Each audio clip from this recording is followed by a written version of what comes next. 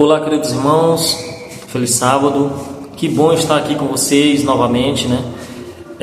Mesmo depois de algum tempo, presencialmente, mas estamos aqui de maneira virtual, né? Mesmo à distância, conseguimos estar aí pertinho por meio da tecnologia. E nessa manhã de sábado, já que hoje é o sábado de mordomia cristã, eu gostaria de compartilhar com vocês a mensagem. E antes de começar a mensagem, eu gostaria de pedir aos irmãos que juntos possamos orar para dar a introdução ao nosso estudo. Querido Deus, nosso Pai Celeste, obrigado, Senhor, por estarmos aqui, Pai, em Tua companhia. Nesse momento pedimos de forma humilde que o Senhor se faça presente conosco para estudarmos juntos a Tua Palavra e que possamos compreender as Tuas verdades tão essenciais para esse tempo, Senhor.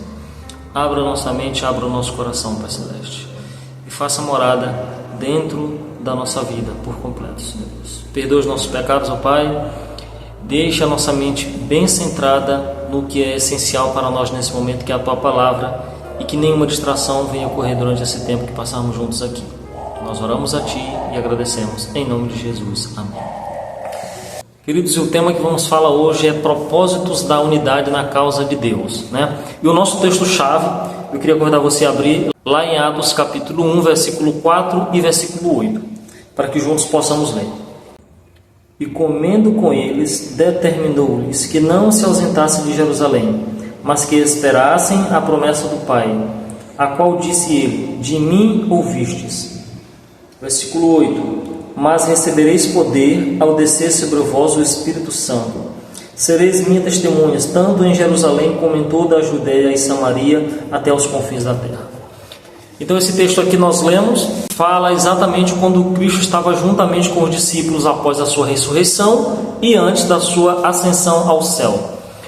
Jesus aqui ele conforta de alguma maneira os discípulos, porque já era chegada a hora dele subir aos céus, era chegado o momento da sua despedida, né? E os discípulos obviamente estavam ali bastante tristes, angustiados, né? Porque iriam ficar aparentemente órfãos naquele momento de maneira presencial, quando Cristo iria subir aos céus, mas Cristo prometeu que estaria presente juntamente com eles.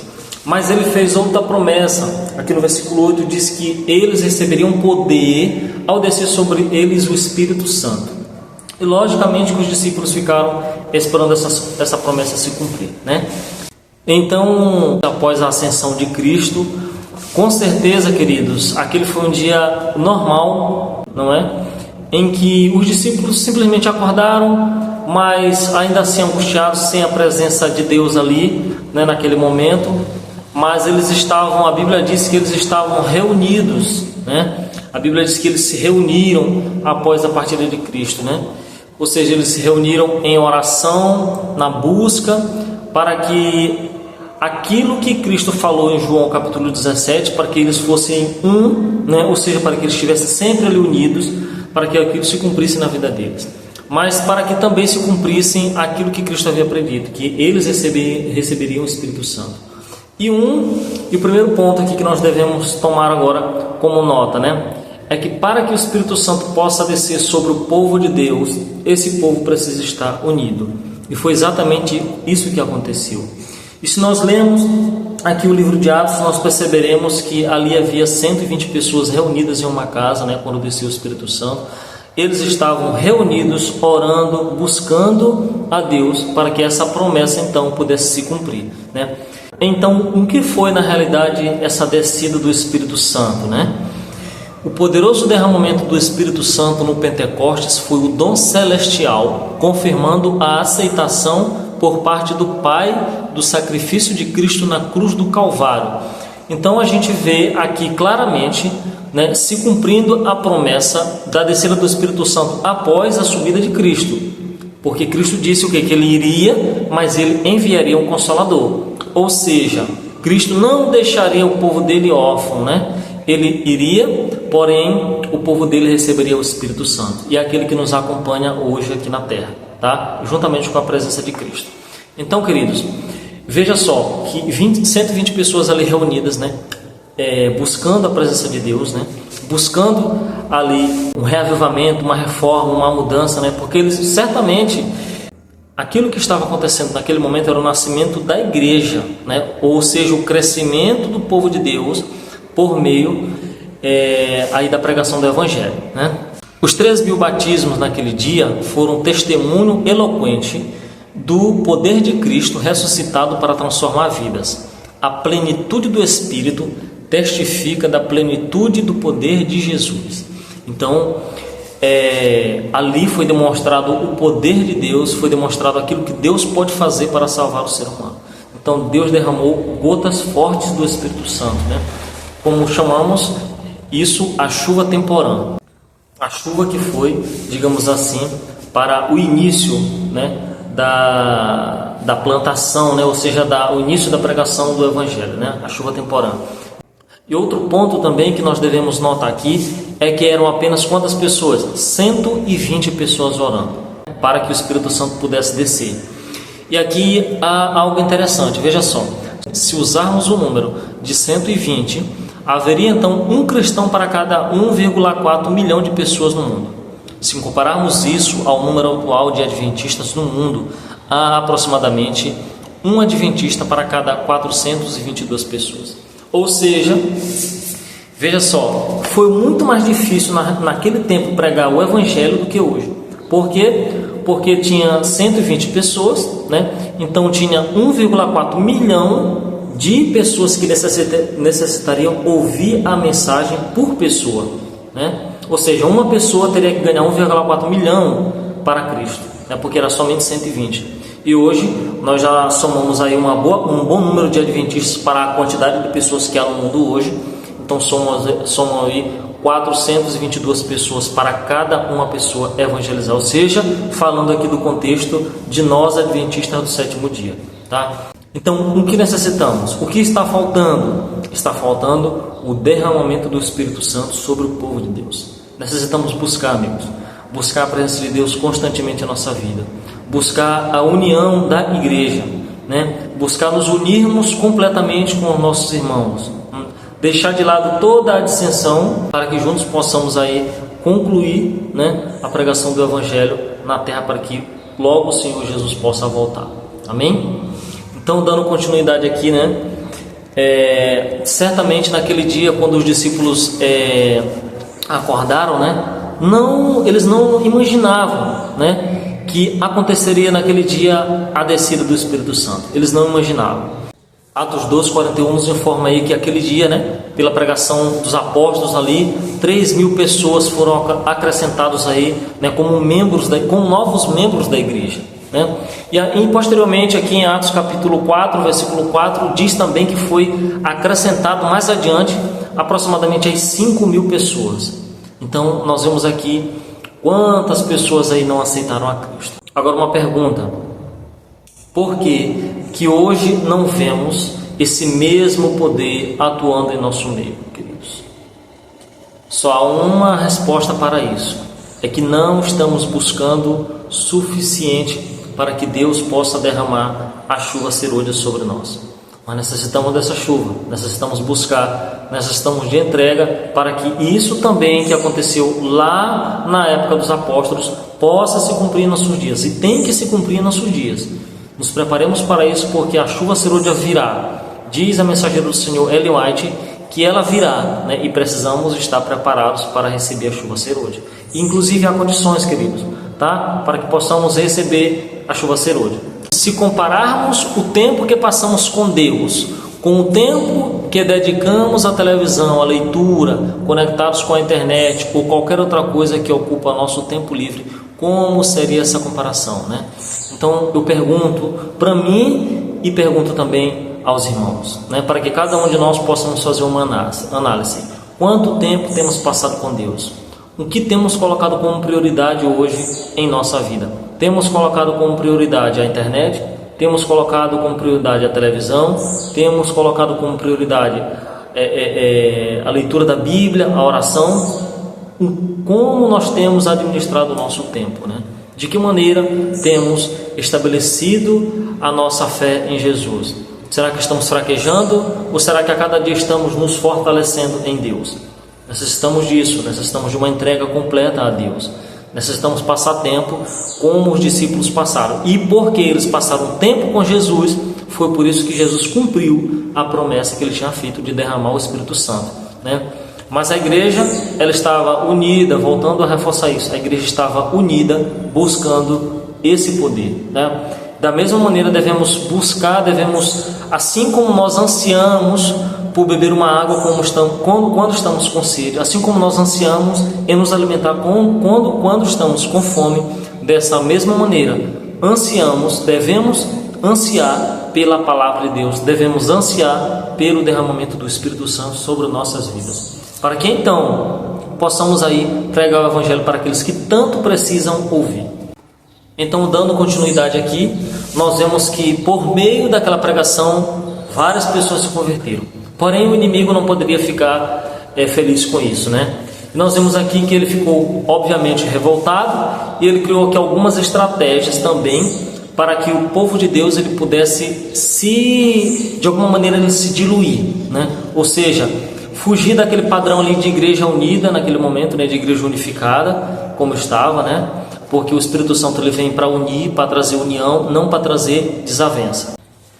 Diz o livro de Gálatas que um dos frutos do Espírito é o que? O amor, a paz. A paz é importante porque se estamos em paz com Deus, obviamente estaremos em paz com os nossos irmãos, não é? Então veja só, aqui nós vemos que o inimigo de alguma maneira ele tentou ali diluir, né, aquela união do povo de Deus. Então o que aconteceu? Aqui se nós vamos para Atos capítulo 6, nós vamos ver algo bem interessante, né? Porque Atos capítulo 6 fala sobre a instituição dos diáconos, né? Então por que isso aconteceu? Porque ali as pessoas estavam pregando, e tinha muitas pessoas reunidas ali, né? E diz assim no capítulo 6 de Atos, versículo 2, né? Ou melhor, versículo 1. Ora, naqueles dias, multiplicando-se o número dos discípulos, houve murmuração dos helenistas contra os hebreus, porque as viúvas deles estavam sendo esquecidas na distribuição diária. Então o que aconteceu ali naquele momento, na repartição do pão, havia muitas pessoas obviamente ouvindo ali o Evangelho, e de alguma maneira o inimigo tentou ali, né, criar alguma desavença, né? Em vez de os discípulos ali tomarem alguma decisão drástica, o que aconteceu? Guiados pelo Espírito Santo, eles escolheram ali 7 homens cheios do Espírito Santo, cujo dentre eles estava ali Estevão, né? Estevão foi o primeiro mártir aí, como nós sabemos. Então escolheram ali 7 homens cheios do Espírito Santo. Para quê? Para que eles pudessem servir aquelas pessoas. Queridos, olha só que coisa interessante. Homens cheios do Espírito Santo que pregaram o Evangelho ali, né? Que de alguma maneira ali Deus usou eles para que eles pudessem testemunhar do amor de Cristo. E a lição também que nós tiramos disso aqui é que não é somente o pregador que é responsável por levar pessoas a Cristo, né? Veja só que Deus usou homens como Estevão, Filipe e outros para que eles pudessem ali pregar o Evangelho por meio do serviço. Eles estavam o quê? Servindo a mesa, né? Então os apóstolos que ali estavam, né, escolheram bem, guiados pelo Espírito Santo, para que aqueles homens pudessem servir a mesa. E de alguma maneira ali, né, nós vemos ali que milagres aconteceram, né? A pregação do Evangelho ela se expandiu. Por quê? Porque havia união. Então, em vez de os homens discutirem, né, ou seja, até mesmo ali ficarem chateados com aquelas pessoas que estavam falando ali, né, que estava errada a distribuição ali das mesas e tudo. Não, os apóstolos eles foram conduzidos por Deus para solucionarem o problema. Eles correram atrás da solução naquele momento. Então a solução foi o quê? Escolher homens que estivessem dispostos a servir, e por meio do seu serviço testemunhar do amor de Cristo, né? Por meio disso o Evangelho ele foi levado avante ali, né? Então teve esse conflito. Também outro conflito que nós vemos aqui, né? Lembra de Atos 10? Atos capítulo 10 fala o quê? De Cornélio, né? Cornélio ele foi um homem que recebeu ali, ele era gentil, Cornélio, né? E ele recebeu ali a direção de Deus, né? Ele recebeu ali uma visão. Ele recebeu ali uma visão, né, para que ele pudesse mandar homens até Pedro, para que Pedro pudesse ir lá e pregar o Evangelho para ele. Mas o próprio Pedro, ele tinha, digamos assim, ele não gostava de estar entre os gentios, né? Pedro ele gostava de estar ali entre o povo dele, os judeus, né? Eles tinham esse preconceito. É como se hoje nós adventistas não quiséssemos estar junto com pessoas de outra religião, não é? Mas isso é errado, né? A Bíblia diz que nós não devemos fazer acepção de pessoas, né? Nós devemos querer estar perto das pessoas, né? E testemunhar do amor de Jesus. Então Pedro ali, ele teve um sonho, né? E nós sabemos que esse sonho ele foi em relação a animais impuros, que a Bíblia em visão ali Pedro disse assim: mata e come, né? Não é que era para Pedro matar e comer, né? É algo impuro, mas a visão ali era para ele ir até aquele centurião, levar o evangelho àquele homem que necessitava ouvir, né? E ele foi, teve com Cornélio ali, e lá Deus revelou para ele, né, que aquilo que ele tinha santificado, aquilo que ele tinha tornado puro, e o que era isso? Era comida? Não. Deus tinha um plano para Cornélio, para sua família. E Deus, ele usou Pedro para que pudesse ir ali pregar o evangelho para aquele rapaz. Então Pedro foi até aquele homem, né? Teve com aquele homem, teve com os gentios. E aonde que é o grande conflito aí? O grande conflito é quando Pedro volta. Ele pregou para aquele homem, toda a sua casa se batizou, ok? Mas quando Pedro retorna para o seu povo, e aí eles ficaram chateados, né? Atos capítulo 11 nos fala exatamente disso, né? Que eles ficaram chateados com Pedro, e aí Pedro, o que aconteceu? Pedro não se revoltou ou de qualquer maneira se explodiu ali, né, com o povo dele, mas de maneira sábia, outra vez, né, decisão sábia de Pedro. Pedro explicou passo por passo, né, o que realmente tinha acontecido, né, para que ele pregasse para aquele rapaz ali, né. A Bíblia diz que alguns que estavam ali chateados com Pedro, né, contra Pedro, porque Pedro tinha estado junto com um homem gentil, né. Após Pedro dar a versão dele ali, né, explicar tudo o que aconteceu, a Bíblia diz que aqueles homens glorificaram a Deus, né. Louvado seja Deus por isso, louvado seja Deus pela sabedoria que Pedro teve naquele momento, ali guiado por Deus para testemunhar do amor de Cristo, né? Então esse foi um conflito aí que o povo de Deus passou, né? Aqui está outro princípio vital para a solução de conflitos na igreja. Quando uma questão ameaça sua unidade, não a julguemos rapidamente nem rudemente. Descobramos os fatos, ouçamos o ponto de vista contrário. O Espírito Santo pode estar nos falando através de nosso irmão. Então, queridos, o problema hoje do povo de Deus, né, como aconteceu no antigo Israel, é a falta de unidade. Nós devemos nos unir, meus queridos irmãos. Devemos buscar Deus. Se há algum motivo em que um irmão falou algo ou fez algo, né, que não agradou a igreja, que não agradou outro irmão, né, busquemos resolver da melhor forma possível. Chama esse irmão, vamos orar, né? Vamos entender o porquê isso aconteceu, porque necessitamos buscar a Cristo, irmão. Necessitamos nos unir como nunca antes. Se houve um tempo em que a igreja de Deus necessita estar unida, esse tempo é hoje. Necessitamos dessa união. Necessitamos o quanto antes buscar a presença de Cristo para a nossa vida, buscar afastar de nós todo o descontentamento com algum irmão, afastar toda intriga, todo conflito que há entre cada um de nós, que somos irmãos em Cristo. Se temos raiva de um irmão, chame esse irmão, ore com esse irmão, deixe toda as indiferenças de lado, tá? Porque necessitamos como igreja buscar a Jesus. No livro de João, capítulo 13, versículo 35, diz assim, né? Que nós seremos conhecidos como os discípulos de Cristo por amarmos uns aos outros. Então nós necessitamos dessa busca, necessitamos dessa união, necessitamos como igreja sermos um, como foi o desejo e é o desejo de Cristo. Deus estabeleceu a estrutura da igreja a fim de preservar sua unidade e protegê-la contra o fracionamento. Então a igreja, ela foi estabelecida justamente para que nós possamos estar juntos adorando a Deus, né? Para que nós possamos a cada sábado, a cada domingo, a cada quarta-feira e a cada tempo de programação passarmos tempos com Deus, porém juntos com irmãos, não é? Eu, por exemplo, e minha esposa estamos separados aqui de vocês por algumas circunstâncias, né, que alguns dos irmãos sabem. Porém, o certo mesmo é estarmos juntos como igreja, né? Hoje nós, por meio da tecnologia, né, conseguimos nos ver de longe, mas o plano de Deus para o seu povo é que possamos adorar juntos na igreja, né? Juntos, seja em um lar, tá? Mas que possamos estar juntos, porque juntos nós fortalecemos a fé um dos outros, irmãos. Bom? Quando a igreja toma decisões, nem todos se agradam, mas cristãos maduros aceitam o consenso da maioria. Bom, então, quando tem reunião de comissão ou quando alguma decisão é tomada, quando uma pessoa só fica contra, por ser uma pessoa madura, por ser uma pessoa sábia, essa pessoa deve simplesmente, mesmo que ela esteja contra, mas ela deve aceitar a decisão para um bom andamento do corpo de Cristo.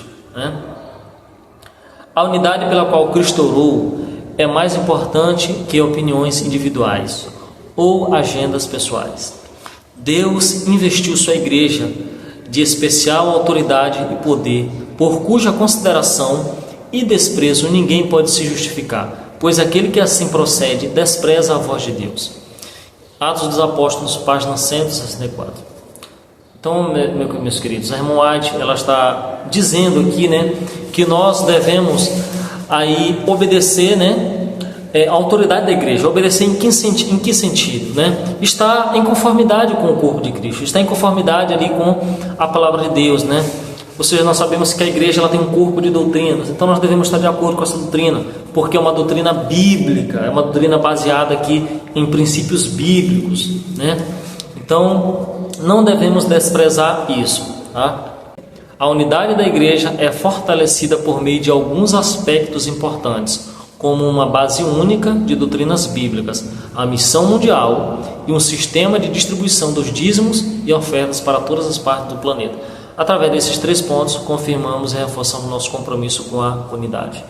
Então, temos que ter esse compromisso para com Deus, buscando sempre estar firmes com Jesus. Por esse motivo, é tão perigoso quando alguém tenta estabelecer suas próprias crenças em oposição aos princípios bíblicos, quando não se envolve pessoalmente com a missão ou não vive os princípios da fidelidade através do dízimos e ofertas.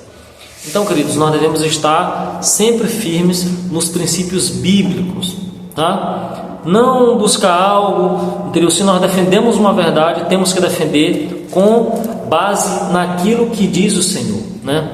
Sempre devemos defender a verdade por meio disso. Devemos sempre estar estabelecendo a nossa fé na palavra de Deus, né? Como diz o apóstolo Pedro, devemos sempre ter sabedoria o suficiente para que possamos expor aquilo que nós cremos, né? Não dando razão para que outras pessoas possam aí desacreditar aquilo que cremos, para que juntos possamos então ter um corpo fortalecido em Jesus. Amém? Então, queridos, essa mensagem ela tem como único objetivo, né, fortalecer a nossa comunhão com Cristo e uns com os outros. Meus queridos, estamos em tempos difíceis. A Bíblia diz que chegará um tempo que as pessoas estarão correndo de um lado para o outro, né, buscando pão, porém não o acharão. Esse tempo, eu acredito, está muito próximo. Eu acredito que Jesus está voltando, meus queridos. Então, busquemos nos unir. Busquemos tirar toda a distração de nossa vida e buscar a Deus. Se temos passado mais tempo com o celular do que com a Bíblia, mudemos essa rotina. Busquemos a Deus, passemos mais tempo com Jesus. Jesus, Ele é o mesmo e está conosco. Por isso que a mensagem à Laodiceia, ela é muito séria. Se nós como igreja temos até aqui estado um para o lado, um para o outro, né? Cada um buscando ser melhor do que o outro, cada um buscando fazer melhor do que o outro, não, busquemos fazer o nosso melhor para Jesus, busquemos nos unir em Jesus, porque Ele é a rocha dos séculos. Jesus diz que Ele está batendo e se nós ouvirmos a sua voz, Ele pede para que nós possamos abrir, para que Ele possa entrar, né? Nós necessitamos abrir a porta para que Jesus possa entrar. Agora, por outro lado, você não necessita abrir a porta para que o inimigo possa entrar. Basta você dar uma brecha e ele invade a sua vida, ele entra na sua vida. Mas Jesus não. Jesus quer que você abra a porta por completo, para que ele possa entrar e ceiar com você, tá? Que Que você, em nome de Jesus, que nós, em nome de Jesus, possamos buscar mais a presença de Deus para a nossa vida, porque necessitamos ser fortalecidos. Necessitamos, meus irmãos, de união. Se nós como igreja temos até aqui fraquejado, Ele é a única rocha em que nós possamos estar firmes, queridos. Tá? Que Jesus te abençoe e te guarde, e que em nome do Senhor Jesus você seja a cada dia a luz que o mundo precisa. Vamos juntos orar para finalizar a mensagem. Querido Pai, obrigado, Senhor nosso Deus, pela Tua palavra. Obrigado porque o Senhor é tudo que necessitamos para a nossa vida. Obrigado porque o Senhor nos ama de tal maneira que entregou o Seu Filho para morrer por nós. Obrigado também porque ao Jesus ir para o céu, Ele enviou o Espírito Santo para que não ficássemos só nesse mundo. E o Senhor derramou o Espírito Santo de tal maneira, Pai, que pessoas foram transformadas por Ti, Pai. E da mesma maneira hoje, queremos nos unir como igreja, para que juntos possamos receber a promessa da chuva serôdia, a promessa do derramamento do Espírito Santo outra vez, mas dessa vez para o amadurecimento da seara, Pai Celeste, para que o Senhor logo possa voltar, Pai. Que juntos como igreja possamos estar unidos e juntos possamos ver brevemente o Senhor voltar nas nuvens dos céus e possamos receber o galardão, Pai eterno. Obrigado por tudo, Senhor. Abençoe a nossa igreja, abençoe o Teu povo ao redor desse mundo, Pai Celeste. Abençoe de maneira especial os irmãos da igreja de Peroba. Abençoe de maneira especial a união dessa igreja, Pai Celeste, para que esse povo possa permanecer firme e possa testemunhar o Teu amor naquela comunidade e nas comunidades ao redor. Obrigado, Pai, por nos permitir compartilhar essa mensagem, mesmo de longe. Louvamos e exaltamos o Teu nome, em nome de Jesus. Amém, Pai. Amém. Que Deus abençoe todos vocês, irmãos, e logo estaremos juntos, em nome de Jesus.